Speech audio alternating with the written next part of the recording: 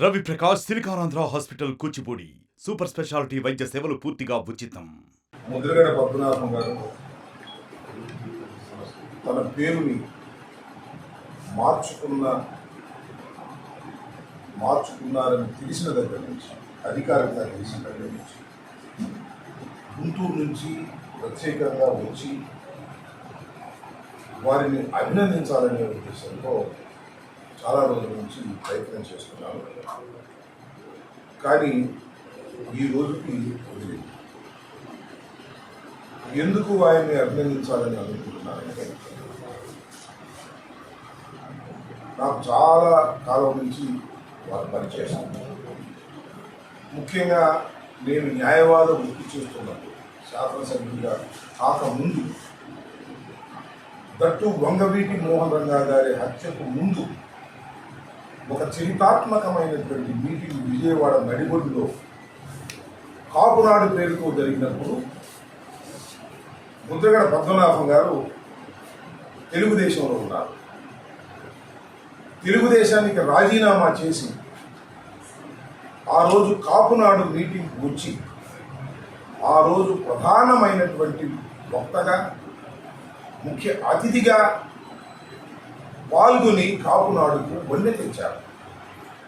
ఆ రోజున వంగవీటి మోహన్ రంగారావు గారు జైల్లో ఉన్నారు.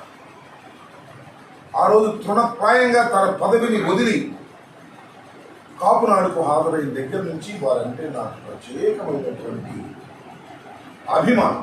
మొండిగా వ్యవహరించేవారు, ఘాటుగా వ్యవహరించేవారు, ఆవేశపడేవారు. చాలా సందర్భాలలో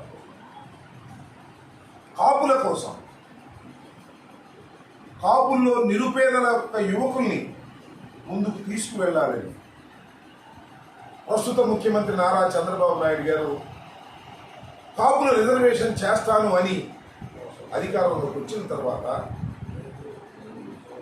ఆ రిజర్వేషన్లకి ఆయన ఏమాత్రం ప్రయత్నం చేయనప్పుడు వెత్తున ఉద్యమం లేచింది అంటే దానికి కారణం ముద్రగడ పద్మనాభం గారు.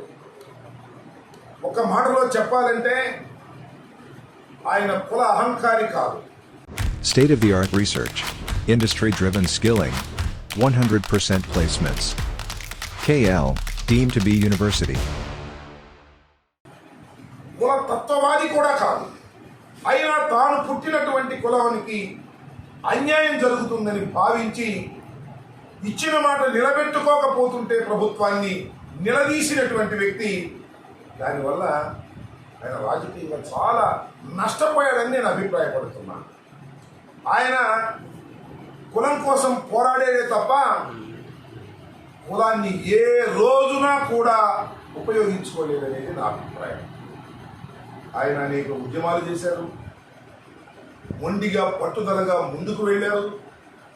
అనేక మంది కోట్ల రూపాయలు పెట్టి కొనాలన్నా కూడా కొనలేనటువంటి వ్యక్తిత్వాన్ని సంతరించుకున్నారు, ఆవేశపడ్డారు, ఆలోచన చేశారు.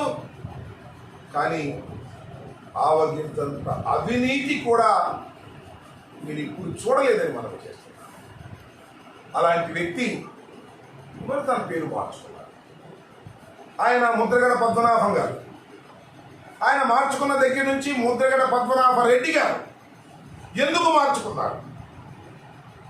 ఒక సవాలును స్వీకరించి తాను పేరును మార్చుకున్నారు. నాకు ఊహ తెలిసిన దగ్గర నుంచి చూస్తున్నాను, మీరు కూడా ఊహ తెలిసిన దగ్గర నుంచి చూస్తుంటారు. అరే ఈ పని కాకపోతే నా పేరు మార్చుకుంటారా అన్న వాళ్ళను వేల మందిని చూశా, లక్షల మందిని చూశా. కానీ అది జరగకపోతే పేరు మార్చుకున్న వాడిని ఒక్కడిని కూడా నేను చూడలా. నా జీవితం మొత్తంలో ఎవరన్నా చూశారు, ఎవరన్నా చేశారేమో నాకు తెలియదు. నా జీవితం మొత్తంలో ఒక్కడిని కూడా పని కాకపోతే, సవాలు విసిరితే ఆ సవాలులో ఓడిపోతే పేరు మార్చుకున్న వాడిని ఒక్కడిని కూడా చూడలా. ఇప్పుడు చూస్తున్న ముద్రగడ పద్మనాభ రెడ్డిని అన్న మాట ప్రకారం పేరు మార్చుకున్నాడు కాబట్టి ఆయన అభినందించాలి అని అనుకుంటున్నాను. వెనక్కి వెళ్ళి చూస్తే దశాబ్దాల శతాబ్దాల చరిత్ర వ్యాఖ్య వెళ్ళి చూస్తే సత్యహరిశ్చంద్రుడు కాలం కలిసి రాక మాట తప్పలేక కాటికాపరయ్యాడు. కాటికాపరయ్యినా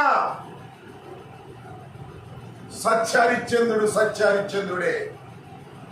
పేరు మారినా ముద్రగడ పద్మనాభమే అని చెప్పాలనే ఉద్దేశంతో నేను వచ్చాను.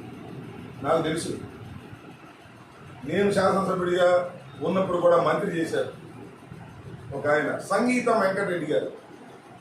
పుట్టుకతోనే ఆయన పేరు సంగీతం వెంకటరెడ్డి. ఆయన ఏమని పిలిచేవాళ్ళు? ఇక్కడ పెదకాపు అని పిలిచేవారు.